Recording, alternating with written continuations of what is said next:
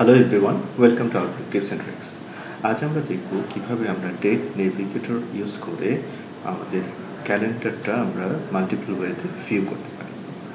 ক্যালেন্ডারে আমরা normally day view, work view, week view, month view, schedule view এই 5টি ক্যাটাগরিতে আমরা ভিউ পেয়ে থাকি।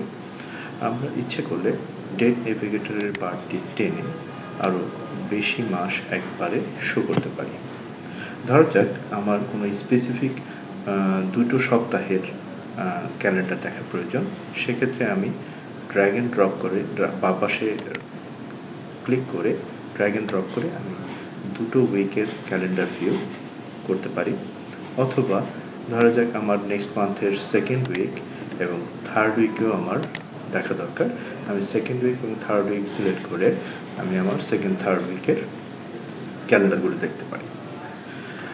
আরেকটা এক্সাম্পল স্বরূপ বলা যায়, কেউ আমাকে শিডিউল দিল যে সেপ্টেম্বরের 7, 15 অথবা 26 এই 3টা ডেটের যে কোনো একটা ডেটে মিটিং সেট করার জন্য।